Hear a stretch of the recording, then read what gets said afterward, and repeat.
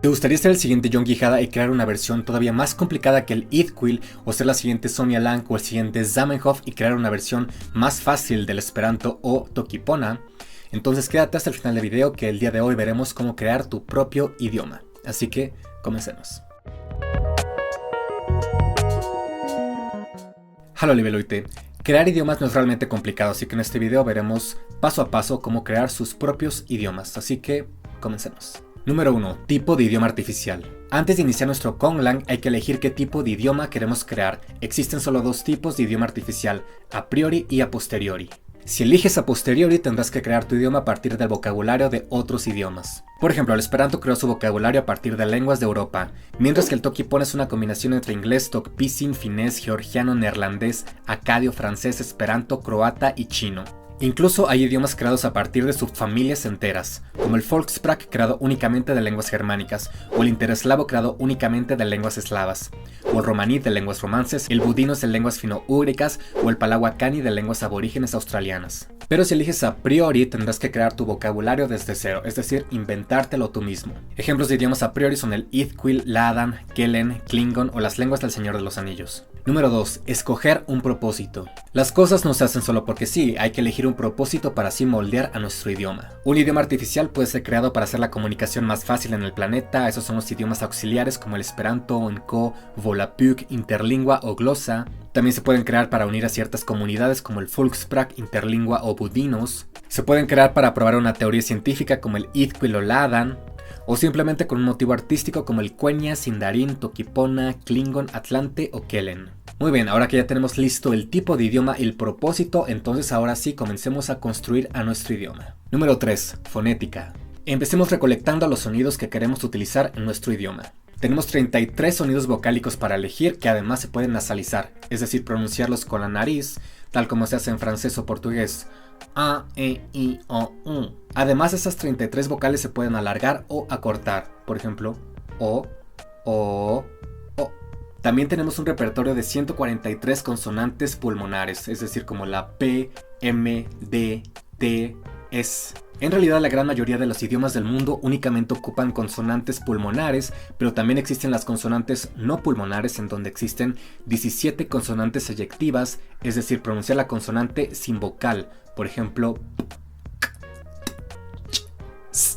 También tenemos 12 implosivas sonoras, ba, da, ya, ga, ga. Y si quieres que tu idioma suene un poco exótico, tenemos un total de 30 clics disponibles para que ocupes en tu idioma. La verdad es que las consonantes no pulmonares son ocupadas en muy pocos idiomas, así que si quieres que tu idioma suene muy poco común, puedes ocupar las consonantes no pulmonares. Además, puedes añadirle a tu idioma 10 tipos de tonos. Con 5 niveles y 5 contornos tienes 10 maneras diferentes de pronunciar una sílaba.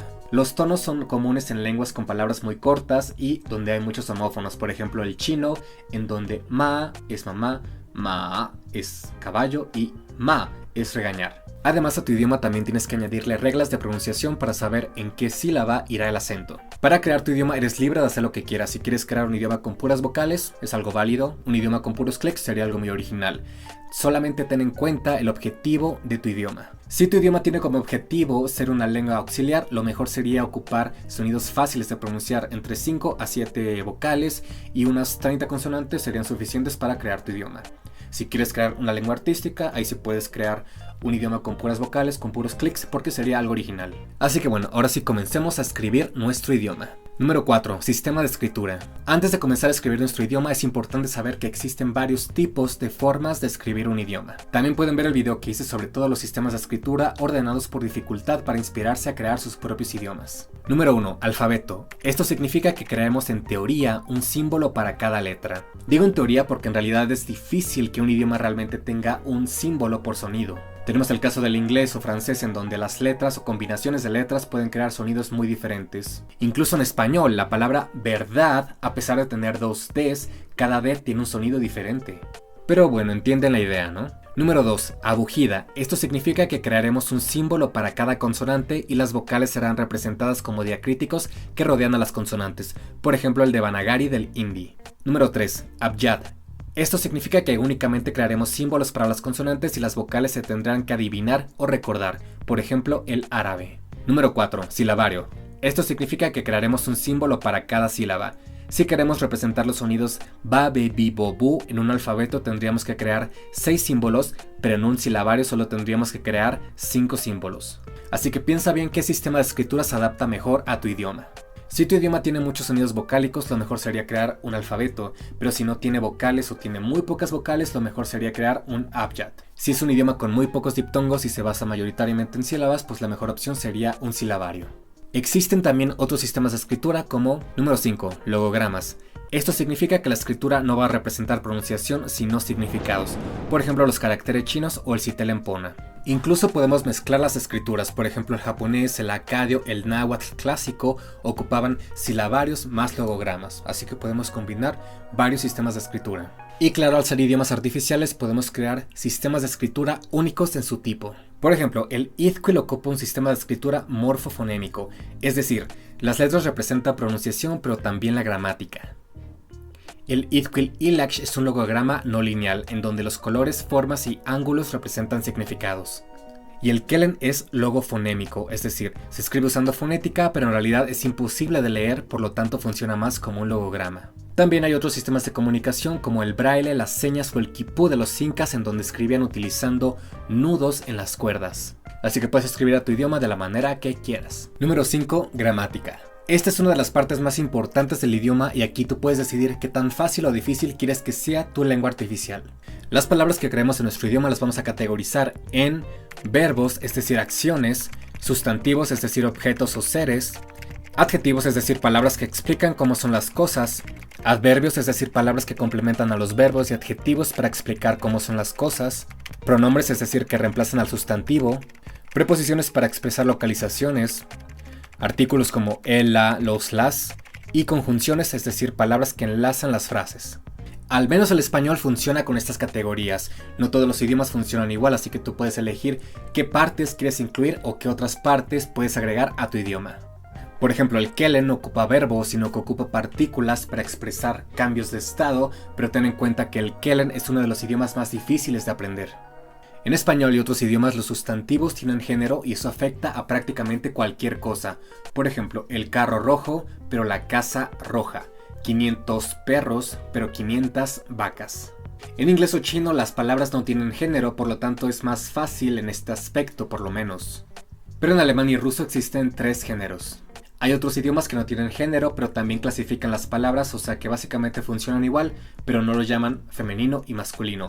Por ejemplo, el checheno tiene 6 categorías, el shona tiene 20 categorías y el tuyuca tiene hasta 140 categorías de sustantivos.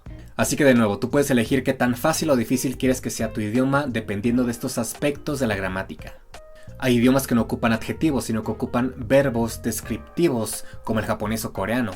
Los pronombres también pueden variar muchísimo dependiendo del idioma. Por ejemplo, en indonesio existen 2 formas de decir nosotros, una es exclusiva y otra es inclusiva. En japonés existen muchos pronombres para referirse a la misma persona, pero cambian dependiendo de la formalidad.